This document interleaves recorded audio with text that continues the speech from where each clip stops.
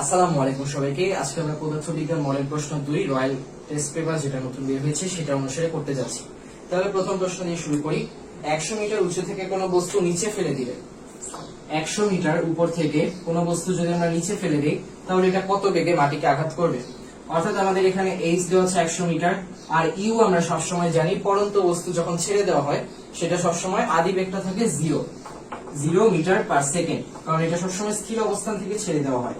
এরপরে ইউ এর সাথে থাকবে জি, জি মান আমরা জানি অভিকর্ষ ত্বরণ 9.8 মিটার পার সেকেন্ড স্কয়ার। তাহলে ভি মান বের করা এখন অনেক সহজ। V square is equal to u square plus 2gh, এটা আমরা জানি। এখন এখানে ইউ এর মানটা 0 আছে তাই এই ইউটা ধরার দরকার নেই। তাহলে ভি স্কয়ার এর মান হচ্ছে 2gh, ভি এর মান হবে √2 টাইমস জি টাইমস h। তাহলে এখন জি আর h এর মান আমরা জানি, জি এর মান হচ্ছে 9.8 আর h এর মান হচ্ছে 100। এরপরে এটা থেকে আমরা যেটা পাবো সেটা হচ্ছে 44.27 metre per second, 44.27 metre per second. এটা হচ্ছে আমাদের ভি মান, বেগ। তাহলে এটা গেল প্রথম প্রশ্ন। এরপরে আসি 2 নম্বর প্রশ্নে। নিচের কোনটা মৌলিক রাশি না? ভর মৌলিক রাশি, কারণ আমরা একক দেখলে বুঝতে পারবো কোনটা মৌলিক রাশি বা কোনটা মৌলিক রাশি না। ভরের একক কেজি। তারপরে আছে তড়িৎ প্রবাহ। তড়িৎ প্রবাহ কি? তড়িৎ প্রবাহ হচ্ছে আই, অ্যাম্পিয়ার। অ্যাম্পিয়ার হচ্ছে তড়িৎ প্রবাহের ক্ষেত্রে, আর পদার্থের পরিমাণের ক্ষেত্রে হচ্ছে মোল। এরপরে আছে তাপ। তাপের ক্ষেত্রে আমরা জানি তাপ হচ্ছে এক প্রকার শক্তি, আর শক্তির একক কি? শক্তির একক হচ্ছে শক্তির ক্ষেত্রে আমরা জানি E is equal to mc², তাই একক আনি কেজি। সি হচ্ছে মিটার পার সেকেন্ড, আলোর বেগ তাই বেগের একক। তো এখন এটা হয়ে যাচ্ছে বেগের এককের উপর স্কয়ার আছে, KG metre square per second square. তাহলে এটা হচ্ছে আমাদের শক্তির একক। শক্তির এককটা কি কি আসছে? কেজি আসছে, মিটার আসছে, সেকেন্ড আসছে। তাহলে তিনটা আলাদা আলাদা একক নিয়ে এই কেজির এই যে এনার্জি বা শক্তির একক তৈরি হয়েছে। তাহলে এটা আমরা কি বলতে পারবো না? মৌলিক একক বলতে পারবো না। ওকে, কোন বস্তুর বেগ দ্বিগুণ হলে গতিশক্তি কত গুণ হবে? তাহলে এখন দেখি আমরা গতিশক্তি হচ্ছে ek is equal to half mv²। তাহলে এখান থেকে আমরা বলতে পারি ek ডিভাইডেড বাই ek, এটা 1 এটা 2 হচ্ছে এই v স্কয়ারটা এটার সাথে কি আছে? সমানুপাতিক। তাহলে এটা v square v1 square divided by v2 square. তাহলে প্রথমটা v1 স্কয়ার ছিল, এখন যদি এটা দ্বিগুণ করা হয় তাহলে কি হবে? 2v1 square. আর 2v1 টা আমরা সবসময় ব্র্যাকেটের ভিতর রাখবো, এটা মাথায় রাখতে হবে। তাহলে ek1 divided by ek2 is equal to v1 square divided by 4v1 square. তাহলে এইটা আর এটা কেটে দেই, কাটাকাটি ভাগ করে কেটে কেটে নিও। আর এরপর 4 ek1 is equal two ek2। তাহলে ek2 এর মানটা কি হচ্ছে? পরিবর্তিত গতিশক্তির মানটা আগের গতিশক্তির 4 গুণ হচ্ছে। প্রথম গতিশক্তির 4 গুণ হচ্ছে দ্বিতীয় গতিশক্তি বা পরিবর্তিত গতিশক্তি। অর্থাৎ কোন বস্তুর বেগ দ্বিগুণ করা হলে তাহলে তার গতিশক্তিটা কি হবে? 4 গুণ হয়ে যাবে। বেগ যদি 3 গুণ করা হতো তাহলে দেখবা 9 গুণ হয়ে যাচ্ছে, 4 গুণ করা হলে 16 গুণ হয়ে যাচ্ছে। এখন এইটা কেন হচ্ছে? কারণ এই যে ভি স্কয়ারটা, এই স্কয়ারটা আছে, তাহলে এই 3 দিলে স্কয়ার হিসেবে পাল্টে হবে। 3 স্কয়ার হচ্ছে 9, 4 দিলে 4 স্কয়ার হচ্ছে 16। এখন যদি বলতো কত বৃদ্ধি পেয়েছে, কত হয়েছে বলেছে, এরপর যদি বলতো কত বৃদ্ধি পেয়েছে, বৃদ্ধি পেয়েছে বললে আমরা দেখবো যে আগে ছিল হচ্ছে ভি স্কয়ার, এরপরে হয়েছে 4v স্কয়ার। তাহলে বৃদ্ধি পেয়েছে কত? আগেরটা থেকে পরেরটা থেকে আগেরটা বিয়োগ করব, 4v square minus v square হচ্ছে 3v স্কয়ার। তখন এটা সঠিক হবে। যদি বলে কতটুকু বৃদ্ধি পেয়েছে, আমাদের বলেছে কত হয়েছে, তাই আমরা এটা করেছি। কত বৃদ্ধি পেয়েছে বললে এই যে এইভাবে করব। ওকে, তারপরে মুস্কেল না 60 ওয়াটের একটা বাল্ব দৈনিক 10 ঘন্টা করে জ্বললে 1 মাসে কত ইউনিট বিদ্যুৎ খরচ হয়? তো এখন আমাদের বাল্ব হচ্ছে 60 ওয়াট আর জ্বলছে হচ্ছে দৈনিক 10 ঘন্টা, মাসে কয় ঘন্টা জ্বলছে? তাই এক ওয়ান ডে হচ্ছে 10 ঘন্টা, 30 ডে হচ্ছে 300 ঘন্টা নাকি? একদিন 10 ঘন্টা, 30 দিন হচ্ছে 10 গুণ 30 300। আচ্ছা 300। তাইলে এখন আমাদের আমরা জানি এটা হচ্ছে কিলোওয়াট, কিলোওয়াট আওয়ার হচ্ছে এটার একক। কিসের একক? এই যে ইউনিটের একক। যে বিদ্যুৎ বিল পরিশোধ করতে হবে আমাদের, বিদ্যুৎ কতটুকু খরচ হয়েছে এটা হিসাব করার জন্য কিলোওয়াট আওয়ার হিসাব করে। কিন্তু আমাদের দেওয়া হচ্ছে ওয়াট এবং আওয়ার, ওয়াট আর আওয়ার। যখন কিলোওয়াট আনতে হলে কি করতে হবে? ওয়াটের সাথে 1000 দিয়ে ভাগ করতে হবে। ওয়াটকে যদি আমরা 1 মিটার কত কিলোমিটার, 1 ভাগ 1000 কিলোমিটার, তাহলে 1 ওয়াট কত কিলোওয়াট, 1 ভাগ 1000, তাহলে এটা 60 ডিভাইডেড বাই 1000 হবে। তাহলে কিলোওয়াটের হিসাবটা আসছে হচ্ছে 60 ভাগ 1000 গুণ 300 কিলোওয়াট পার আওয়ার। তাহলে এখন এই হিসাবটা করার পরে এখানে থাকে 0 0 0 0 10 1, এখানে উপরে 6, তাইলে 10 ঘন্টা করে জ্বললে 60 ওয়াট ছিল, 60 কে 1000 দিয়ে ভাগ করলাম, এরপর একদিন হচ্ছে 10, 30 দিন হচ্ছে 300, একদিনে 10 ঘন্টা, তাহলে এক মাসে 100, 2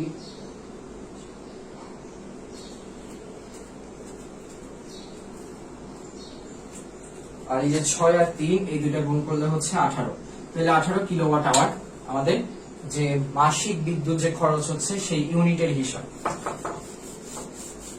তারপর এটাই চলে যাই, মূল স্কেল পার্ট 14 মিলিমিটার, ভার্নিয়ার ধ্রুবক 0.1 মিলিমিটার, ভার্নিয়ার সমাপতন 3 হলে মোট পার্ট কত? তাহলে এটা হচ্ছে মূল স্কেল যেটা L প্লাস ভার্নিয়ার সমাপতন গুণ ভার্নিয়ার ধ্রুবক, তাহলে এটা আসে 14 যোগ 0.1 টাইমস, আচ্ছা ভার্নিয়ার সমাপতন কত ছিল 3, তাহলে ভার্নিয়ার সমাপতন হচ্ছে 3 আর ভার্নিয়ার ধ্রুবক 0.1, তাহলে আসে হচ্ছে 14.3 মিলিমিটার। ওকে, এরপর পর্যাবৃত্ত গতি কোনগুলো? সরল দোলকের গতি পর্যাবৃত্ত গতি। এরপরে পেট্রোল ইঞ্জিনের সিলিন্ডারের গতি। পেট্রোল ইঞ্জিনের সিলিন্ডারটা কিরকম, একবার সামনে যাচ্ছে একবার পিছে আসছে, সামনে পিছে সামনে পিছে, পিস্টনে যে ধরনের গতি। তো এখন পেট্রোল সিলিন্ডারের গতি লিখে গুগল করলেই পাবা যে কিভাবে এটা যাচ্ছে। অ্যানিমেশন বা কোনো কিছু যদি চাও তাহলে এভাবে করে সার্চ দিয়ে দেখতে পারো, সার্চ দিয়ে একটু ঘাটাঘাটি করলে আর এভাবে করে গুগল করার যে একটা অভ্যাস তৈরি হবে, এটাও কিন্তু অনেক সাহায্য করবে। পরনির্ভরশীলতার চেয়ে নিজে আগে চেষ্টা করে দেখাটা ভালো। তো এরপরে যেটা কম্পমান সুর শলাকার গতি, এটাও পর্যাবৃত্ত গতি, অর্থাৎ এখানে তিনটাই পর্যাবৃত্ত গতি। এরপর সমতল দর্পণে সৃষ্ট প্রতিবিম্বর ক্ষেত্রে কোনটি সঠিক? আমরা আগে ক্লাস 6তে দেখেছি যে বস্তু থেকে আমি যেখানে আছি আয়না থেকে 2 মিটার দূরে থাকলে বস্তুটাও আয়না থেকে কি হবে, উল্টা পাশে 2 মিটার দূরে থাকবে, অর্থাৎ আমি যতটুকু দূরে থাকবো বস্তুটাও ততটুকুই দূরে থাকবে, দুজনেই কি সমদূরত্বে থাকবে। ওকে, এরপরে যেটা নিউক্লিয়াসের ব্যাসার্ধ থেকে পরমাণুর ব্যাসার্ধ কত গুণ বড়? প্রায় 1 লক্ষ গুণ বড়। ঠিক আছে, এটা আমাদের বর্তমান বই কই লেখা আমি পাইনি, তবে 1 লক্ষ গুণ বড়, এটা আমাদেরকে মাথায় রাখতে হবে। একটা নিউক্লিয়াসের যে ভেতরে থাকে পরমাণু নিউক্লিয়াস, এটা আকারে অনেক ছোট, অনেক ক্ষুদ্র। রাদারফোর্ড যখন তার পরীক্ষাটা করেছিলেন তখন এটা দেখেছিলেন যে একটা পরমাণু আসলে অনেক বড় আর এর ভিতরে অনেক ছোট একটা জায়গা জুড়ে থাকে নিউক্লিয়াস। এটা হচ্ছে প্রায় 1 লক্ষ গুণ বড় হচ্ছে পরমাণুর যে ব্যাসার্ধ। নিউক্লিয়াসের যে ব্যাসার্ধটা থাকবে এটা থেকে পরমাণু ব্যাসার্ধ প্রায় 1 লক্ষ গুণ বড়, মানে কল্পনার বাইরে বলা যায়, অনেক বড়, তুলনামূলক অনেক বড়। এরপরে ওমের সূত্রে কোনটা স্থির থাকে? ওমের সূত্রে তাপমাত্রা স্থির থাকে, আর এই স্থির তাপমাত্রার জন্য এই যে বিভব পার্থক্যটা সেটা কি তড়িৎ প্রবাহের সাথে সম্পর্কটা সমানুপাতিক হবে। আচ্ছা, আর রোধের হচ্ছে রোধের সাথে কি হচ্ছে সমানুপাতিক, মানে রোধটা এখানে কি হিসেবে আসছে, এই V is proportionate to I, তাইলে V is equal to I R, এটা মানে এই সমানুপাতিকের জায়গায় আসছে R। তো এখন এটা আসলে কিরকম ছিল, হিসাবটা একটু অন্যরকম ছিল। I is proportionate to V এর কথা আসলে, তারপর I is equal to V Times একটা কনস্ট্যান্ট আসবে, এই কনস্ট্যান্টের নাম হচ্ছে G, যেটা হচ্ছে পরিবাহিতা। এই পরিবাহিতার বিপরীতটাই হচ্ছে, পরিবাহিতার যে বিপরীত এটাই হচ্ছে রোধ, পরিবাহিতার বিপরীতটাই হচ্ছে রোধ। তো ওই জায়গায় আমরা যদি রোধ নিয়ে আসি 1 ডিভাইডেড বাই R, ওইখান থেকে আসে I is equal to V divided by R, এটা হচ্ছে আসল সূত্র। তো এখান থেকে আমরা নিয়ে আসতে পারি V is equal to IR। তো এইভাবে করি আসলে মূল জিনিসটা এসেছে, এটা না, এটা হচ্ছে মূল জিনিসটা। এরপরে মৌলিক রাশি অন্য রাশির উপর নির্ভর করে না, কালের বিবর্তনে পরিবর্তন হবে না, দুটোই ঠিক। এরপরে লব্ধ রাশি, মৌলিক রাশি আর লব্ধ রাশি কি এক? পুরোই কিন্তু বিপরীত ধারণা, তাই এটা ঠিক না। লব্ধ রাশি হচ্ছে একাধিক মৌলিক রাশি থেকে পাওয়া যায়, আর মৌলিক রাশি অন্য কারোর উপর নির্ভর করে না, লব্ধ রাশি একাধিক রাশির উপর নির্ভর করছে। এরপরে প্রথম 10 সেকেন্ডে বাসের ত্বরণ কত? আমাদের একটা বাসের সময়ের সাথে বেগের পরিবর্তন দেখিয়েছে, এটার সময় আর এটা বেগ। তাহলে দেখি দুটো ক্ষেত্রে 0 0 5 30 10 60 15 90 এরপর 20 25 30 এভাবে করে 90 60 30। তাইলে প্রথম 10 সেকেন্ডে বাসের ত্বরণ কত? প্রথম 10 সেকেন্ডে বাসের ত্বরণ হবে হচ্ছে বেগের পরিবর্তন ভাগ সময়ের পরিবর্তন। তাহলে এটা হচ্ছে 60/10 is equal to 6 metre per second square. প্রথম 10 সেকেন্ডে বাসের ত্বরণ। এরপরে আমাদের যেটা বলেছে বাসটির ক্ষেত্রে প্রথম 20 সেকেন্ড সমত্বরণে চলে। প্রথম 20 সেকেন্ড কিসে সমত্বরণে চলে? এই যে 20 সেকেন্ড আমরা দেখি এই পর্যন্ত সমত্বরণে গেছে, ঠিক আছে, কিন্তু এখানেও বেগ 90 ছিল, আবার এখানে এসেও বেগ কি এই 90 আছে। এখন বেগ যদি সমান থাকে তাহলে আমরা কি বুঝতে পারি? এটা সমবেগে যাচ্ছে। তাইলে এখানে কি বেগের কোনো পরিবর্তন হয়েছে? হয়নি। তার মানে এখানে কোনো ত্বরণ অথবা মন্দন কোনোটাই হয়নি, এখানে সমবেগে আছে। তাহলে প্রথম 20 সেকেন্ড সমত্বরণে চলে, উক্তিটা ভুল।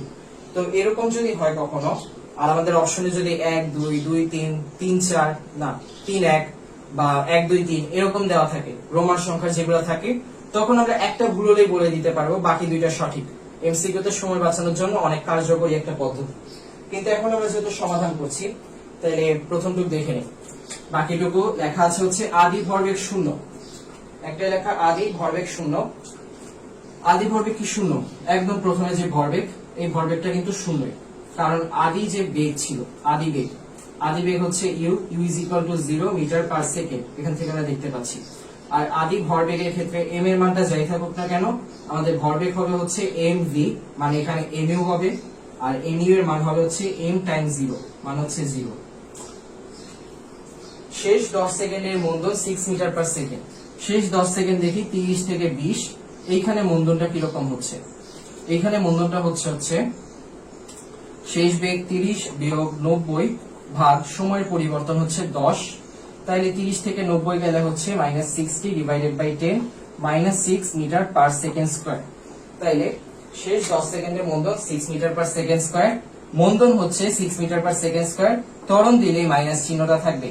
যখন আমরা মন্দনের হিসাব করব, অলরেডি একটা নেগেটিভ টার্ম, তাই এখানে মাইনাসটা আর আনতে হবে না, আনলে ভুল হবে। -5 মিটার পার সেকেন্ড স্কয়ার মন্দন যদি বলে, তার মানে হচ্ছে এটা 6 বা 5 মিটার পার সেকেন্ড স্কয়ার ত্বরণ হচ্ছে। মানে চিহ্নটা কিন্তু ত্বরণ আর মন্দনের ক্ষেত্রে পুরো বিপরীত ভাবে কাজ করে। তাই চিহ্ন দিয়ে কখনো মন্দন বলা যাবে না। মন্দন যখন আমরা হিসাব করব, ত্বরণের চিহ্নটা বাদ দিয়ে হিসাব করব। যদি ত্বরণে প্লাস চিহ্ন থাকে, মন্দনে মাইনাস আসবে, ত্বরণে মাইনাস থাকলে মন্দনে প্লাস আসবে, বিপরীত। ওকে, এটাও গেল। তাইলে এরপরে প্রশ্ন আসি আমরা। পরে বলেছে কোনগুলো নবায়নযোগ্য শক্তি? প্রথম অপশনটাই হাস্যকর, কয়লা, প্রাকৃতিক গ্যাস, তেল। এগুলো কি নবায়নযোগ্য? নবায়নযোগ্য মানে পুনরায় যেগুলো আমরা ব্যবহার করতে পারবো এবং যে শক্তিগুলো আর কি কখনো ফুরাবে না। কিন্তু কয়লা, পেট্রোলিয়াম, প্রাকৃতিক গ্যাস, তেল, এই ধরনের জিনিসগুলো আমরা দেখতে পাই যে একবার ব্যবহার করার পরে কিন্তু আর পাওয়া যাচ্ছে না, এগুলো প্রকৃতিতে হারিয়ে যাচ্ছে এবং ধীরে ধীরে এগুলো যে উৎস, এই উৎসটা শেষ হয়ে আসছে ক্রমান্বয়ে। এগুলো হচ্ছে জীবাশ্ম জ্বালানি। জীবাশ্ম থেকে যেগুলো পাওয়া যায়, আর জীবাশ্ম হতে লক্ষ লক্ষ বছর লাগে, সেটা থেকে জ্বালানি উৎপন্ন হতে আরো সময় লাগে, যেটা একটা অনেক সময় বহুল এবং এটা আসলে অনেক কষ্টসাধ্য একটা প্রক্রিয়া। এই কারণে কি বলা যায় যে এটা যতখানি উৎপাদন হচ্ছে তার চেয়ে চাহিদা এখন অনেক বেশি বেড়ে গিয়েছে। এই জন্য সামনের ভবিষ্যতে আমরা দেখতে পাবো একটা সময় আসবে যখন আর কি এই ধরনের জ্বালানিগুলোর দাম অনেক বেশি বেড়ে যাবে, এক পর্যায়ে দেখা যাবে জ্বালানিগুলো পাওয়াই যাচ্ছে না। তাই এটার বিকল্প খোঁজাটা অনেক জরুরি, যে বিকল্পটাই হচ্ছে নবায়নযোগ্য শক্তি। তো এখন আলোক শক্তি, বায়ু শক্তি, ভূতাপীয় শক্তি, সমুদ্রের জোয়ার ভাটা কাজে লাগিয়ে যে আমরা জল বিদ্যুৎ তৈরি করতে পারি, এরপরে বায়োমাস, এই ধরনের শক্তিগুলো হচ্ছে, এই ধরনের উৎসগুলো থেকে আমরা কি পাই? এই নবায়নযোগ্য শক্তিগুলো পাই। তাহলে অপশনের মধ্যে 2 আর 3 হচ্ছে সঠিক। কোন রাশিগুলোর একক অভিন্ন? এটা আমরা চোখ বন্ধ করে বলে দিতে পারি, দ্রুতি আর বেগ, অথবা কাজ আর শক্তি, অথবা স্মরণ আর হচ্ছে দূরত্ব। এইরকম যে রাশিগুলো আছে দেখা যায় যে এককগুলো একই অথবা মাত্রাগুলো একই। ওকে, দেখা যায় যে এদের মধ্যে দ্রুতি বেগের ক্ষেত্রে যে সম্পর্ক, দ্রুতিটা হচ্ছে স্কেলার আর বেগটা হচ্ছে ভেক্টর, মানে এটা স্কেলার ভেক্টর হিসেবে আলাদা, কিন্তু আসলে কিন্তু এদের এককটা কি হয়? একই থাকে। 5 কেজি ভরের একটা বস্তুকে 50 মিটার পার সেকেন্ড বেগে উপরের দিকে ছুড়ে মারলে কোথায় বিভব শক্তি ও গতি শক্তি সমান হবে? তো এখন 5 কেজি ভরের একটা বস্তুকে আমরা 50 মিটার পার সেকেন্ড বেগে উপরে উঠাচ্ছি। তো এখন 50 মিটার পার সেকেন্ড, এটা হচ্ছে আমাদের বেগ। এই বেগে উপরে দেখা হচ্ছে, তার মানে নিক্ষিপ্ত বস্তু এবং এখানে আমাদের এইচটা বের করতে হবে। টোটাল যে এইচ হবে, এই টোটাল এইচ এর মাঝখানে মিডল পয়েন্টে হচ্ছে এদের গতিশক্তি বিভব শক্তি কি হবে, সমান হবে। তাইলে আমাদের মধ্যবিন্দু বের করতে হবে। এইচ এর মান কত বের করতে হবে?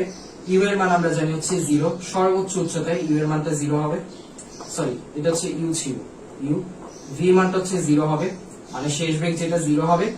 আর ভি ইউ এরপরে আর কি জানি আমরা, জি জানি, জি যেহেতু এটা নিক্ষিপ্ত বস্তু তাই জি মান হবে -9.8 মিটার পার সেকেন্ড স্কয়ার।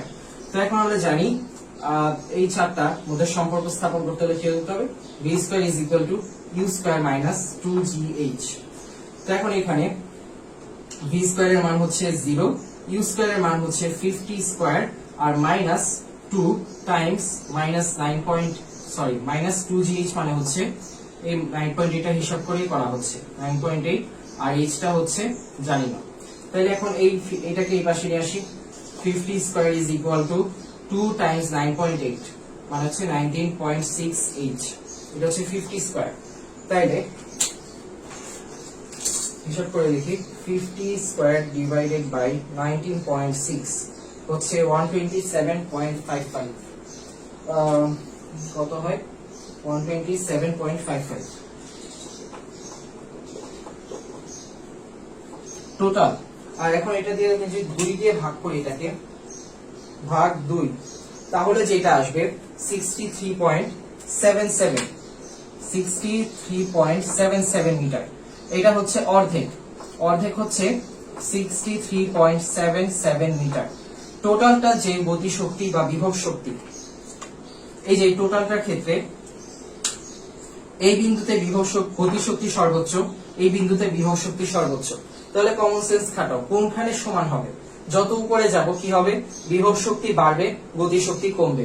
এই উপরে গেলে বিভব শক্তি সর্বোচ্চ, গতি শক্তি শূন্য। এই নিচে গতি শক্তি সর্বোচ্চ, বিভব শক্তি শূন্য।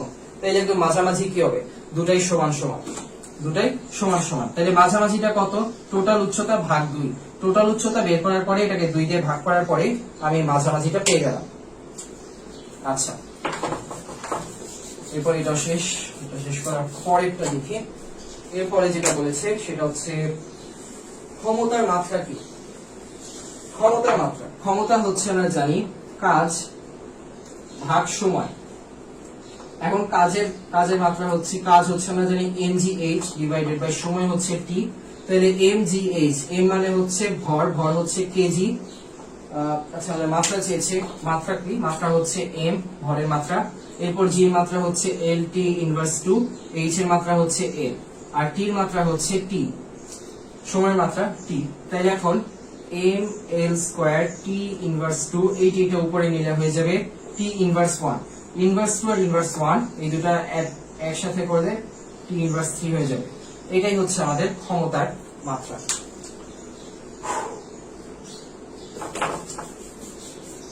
এরপর আসি আলোর প্রতিফলন।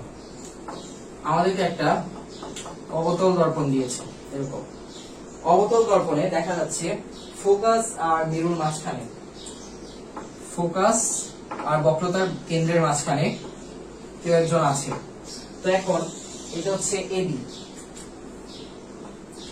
এটা 5, এটা এ, এটা বি।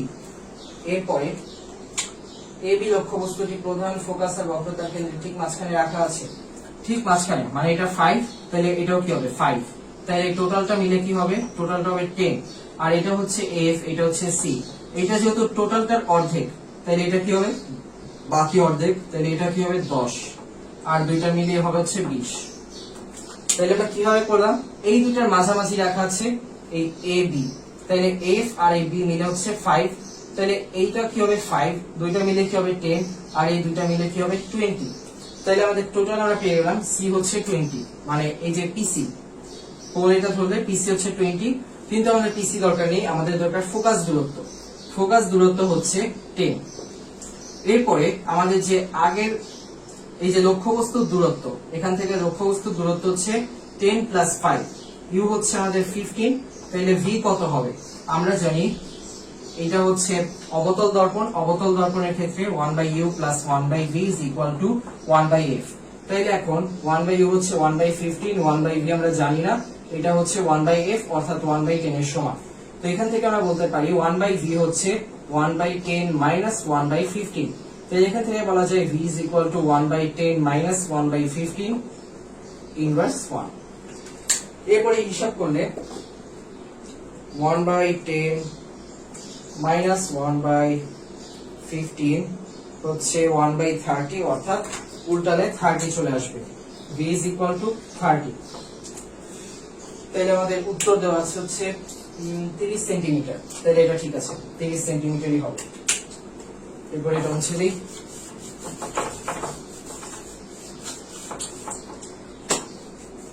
বিয়েবাড়ির আলোকসজ্জায় ব্যবহৃত বর্তনী কোনটা? বিয়েবাড়ির আলোকসজ্জায় ব্যবহৃত বর্তনী যেটা থাকে, এই বর্তনীটাকে বলা হচ্ছে শ্রেণী বর্তনী। শ্রেণী সমবায় যুক্ত থাকে।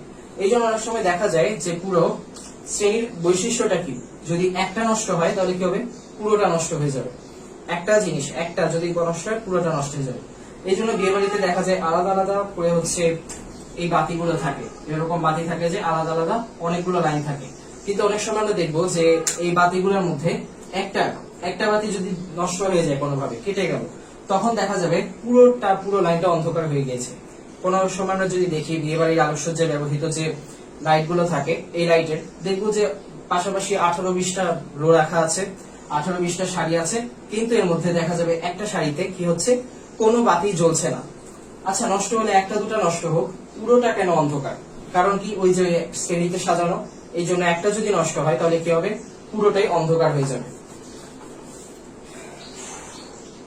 এরপরে যাই, এবি কে দর্পণের দিকে 10 সেন্টিমিটার সরালে কি হবে?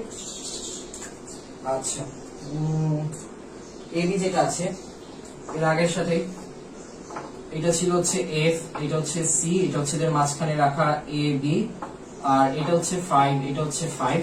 তাহলে এটা কি হবে, এটা টোটালটা 10, তাহলে এটাও টোটাল 10, তাহলে এটাও 10, এটাও 10, এটাও 10, এটাও 10।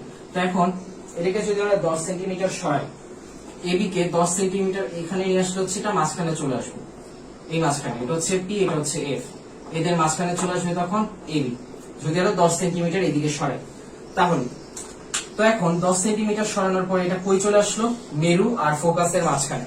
এখন মেরু আর ফোকাসের মাঝখানে আসলে কি হয়, মেরু আর ফোকাসের মাঝখানে আসলে দর্পণের পিছে চলে যায়। এটা দর্পণের পিছে প্রতিবিম্ব তৈরি হয়। তো দর্পণের পিছে গেলে মানে কি, অবাস্তব তৈরি হচ্ছে, অবাস্তব প্রতিবিম্ব। এরপরে যেটা দেখা যাচ্ছে সেটা হচ্ছে উল্টো বিম্ব গঠিত হবে কি না। যখন দর্পণের পিছে যাচ্ছে সবসময় আমরা খেয়াল রাখবো বিম্বটা সোজা হবে, কখনো উল্টো হবে না। এরপরে লক্ষ্যবস্তু দ্বিগুণ আকারে বিম্ব গঠন হবে। এখন এখানে যে মাঝামাঝি রাখা হয়েছে এটা কি হচ্ছে, এটা হয়ে যাচ্ছে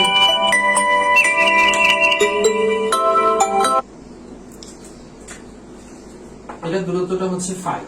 তাইলে আমাদের যে 1/u এসেছে এটা হয়ে যাচ্ছে 1/5। এরপরে সরি, আমাদের তো লক্ষ্যবস্তু দৈর্ঘ্যের কথা বলছে। দৈর্ঘ্যের কথা বললে আমরা ফোকাস থেকে যত সামনে আগাবো, যদি এটা 5 সেন্টিমিটার হয় মাঝখানের দূরত্ব, একদম মাঝামাঝি যদি রাখা হয়, তাহলে আমরা টেনে দেখি কি হয়। টেনে দেখতে এই যে দিক দিয়ে যাবে একটা, আর যদি আমরা এইভাবে নেই, সি দিয়ে যাচ্ছে যখন, এভাবে করে মিলানোর পরে দেখা যাবে যে এখানে এসেছে যে এটা হচ্ছে এইখানে যে দূরত্বটা, এখানেও সেম দূরত্ব এবং হিসাব করলে দেখা যাবে এইটার দ্বিগুণ হয়েছে এখানে। যদি ফোকাস আর মেরুর একদম মাঝামাঝি থাকে, এইখানে যে বিম্বটা গঠিত হবে সেটা এই বিম্বর দ্বিগুণ হবে, এটার দ্বিগুণ। তখন বিবর্ধন কত হবে, 2। বিবর্ধনটাও তাহলে 2 হবে। বিবর্ধন কখন -2 হবে এবং কখন 2 হবে? ঋণাত্মক হবে যখন আমার আসল যে লক্ষ্যবস্তু আছে, লক্ষ্যবস্তুটা সোজা কিন্তু এই যে প্রতিবিম্বটা উল্টা, এই সময় এরকম হলে তখন এটা ঋণাত্মক হবে -2। এবং যখন এটা 2 হবে তখন দেখা যাবে যে এটাও সোজা, আবার এই যে প্রতিবিম্ব তৈরি হচ্ছে প্রতিবিম্বটা কি সোজা, তখন এটা এই যে 2 হবে বা 1 হবে বা ধনাত্মক হবে। ধনাত্মক কখন হবে, যখন আমাদের এই যে প্রতিবিম্বটা সোজা, আর ঋণাত্মক হবে যখন প্রতিবিম্বটা উল্টা। ওকে, তারপরেরটাই যাই। তারপরে একটা দণ্ডকের স্লাইড ক্যালিপার স্থাপনের পর পাঠ পাওয়া গেল। প্রধান স্কেল পাঠ হচ্ছে 4 সেন্টিমিটার, ভার্নিয়ার সমপাতন 7, আর ভার্নিয়ার ধ্রুবক হচ্ছে 0.1 মিলিমিটার, ভিসি হচ্ছে 0.1 মিলিমিটার, আর এটা দেওয়া আছে সেন্টিমিটারে। এই এককের জন্য অনেকে এই 1 নাম্বারটা সহজ নাম্বারটা হাতছাড়া হয়ে যায়। তাইলে একক পাল্টাতে হলে কি করতে হবে, 1 সেন্টিমিটার 10 মিলিমিটার, তাইলে 4 সেন্টিমিটার হচ্ছে 40 মিলিমিটার। তো এখান থেকে আমরা বলতে পারি L plus V Times VC, এটা হচ্ছে আমাদের পার্ট।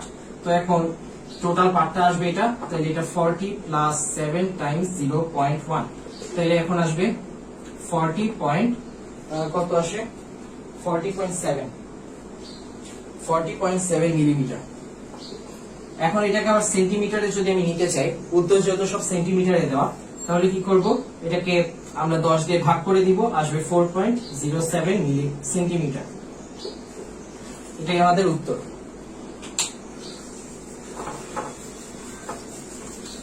এরপরে যাই, কোন রঙের তরঙ্গ দৈর্ঘ্য সবচেয়ে ছোট?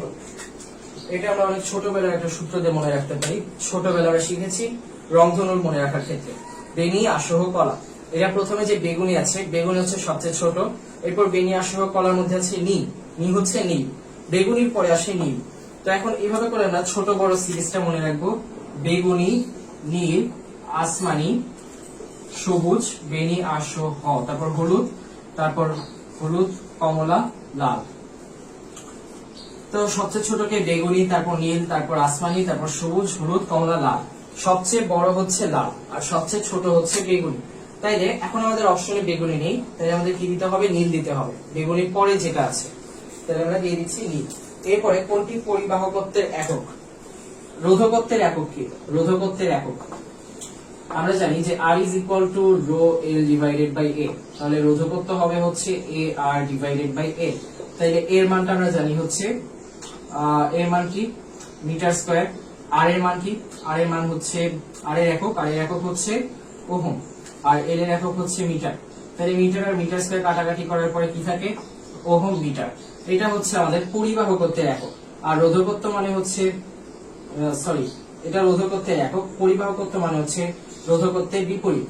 তাইলে এটা কি হবে, ওহম মিটার, 1/ওহম মিটার মানে ওহম মিটার ইনভার্স। এটা হচ্ছে আমাদের পরিবাহকত্বের একক, সিগমা দিয়ে প্রকাশ করা হয়। এরপর একটা আসি, বর্তনীতে প্রবাহ বিভব অনুপাত প্রকাশ করে কোনটা? বর্তনীর প্রবাহ আর বিভবের অনুপাত। বর্তনীর প্রবাহ আর বিভবের অনুপাত বলতে কি বোঝাচ্ছে? বর্তনীর প্রবাহ হচ্ছে I আর বিভব হচ্ছে V, এই অনুপাত। তো এখন আমরা জানি V ডিভাইডেড বাই I হচ্ছে R, তাহলে এটা কি হচ্ছে, এটা হচ্ছে I ডিভাইডেড বাই V। তো এখন এটা উল্টে দিলে কি হবে, I ডিভাইডেড বাই V মানে হচ্ছে 1 ডিভাইডেড বাই R। এটা হচ্ছে অনুপাতটা, I আর V এর অনুপাত, I বাই V। তো আমরা স্বাভাবিকভাবে জানি V বাই R হচ্ছে I হচ্ছে R, তাহলে I বাই V কি, উল্টোটা মানে হচ্ছে 1 ডিভাইডেড বাই R। তাহলে এটা হচ্ছে আমাদের I বাই V এর, I/V এর যে অনুপাত, এই অনুপাতের একক বা অনুপাতের কি বলা যায়, অনুপাতটাকে প্রকাশ করে 1/R। এরপর 70 কেজি ভরের একজন ব্যক্তি 200 মিটার উঁচু পর্বতে আরোহণ করলে কত কাজ করবে? এটা বের করার সূত্র হচ্ছে mgh। m হচ্ছে 70 কেজি, g হচ্ছে 9.8, আর h হচ্ছে পাহাড়ের উচ্চতা 200 মিটার। তো এগুলা গুণ করলে যেটা পাওয়া যাবে সেটাই উত্তর।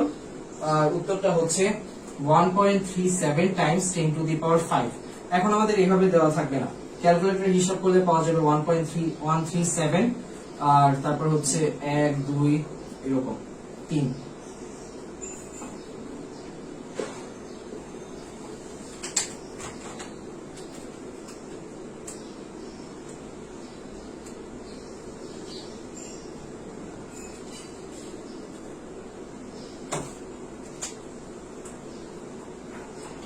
এখন আমাদের এরকম মান আসবে 137,000। তখন এটাকে আমরা এইভাবে কিভাবে আনবো, 10 টু দি পাওয়ার 5। এখন আমরা এইখানে যদি একটা দশমিক নিয়ে আসি, তাহলে পরে কয়টা সংখ্যা থাকে, 1 2 3 4 5। তাহলে আরো 5টা শূন্য দিয়ে আমাকে গুণ করতে হবে, এই যে উপরে 5 দিয়ে দিই, 10 এর পাওয়ার হচ্ছে 5। তাহলে এইভাবে করে আমরা এটাকে লিখতে পারি। একইভাবে আমাদের যদি থাকতো 16032, এরকম যদি থাকতো, এটাকে আমরা 1.6032 টাইমস, এখানে কয়টা আছে 1 2 3 4, তাহলে 10 এর উপর কয়টা আসবে, 4টা। এইভাবে করে আমাদেরকে মাথায় রাখতে হবে।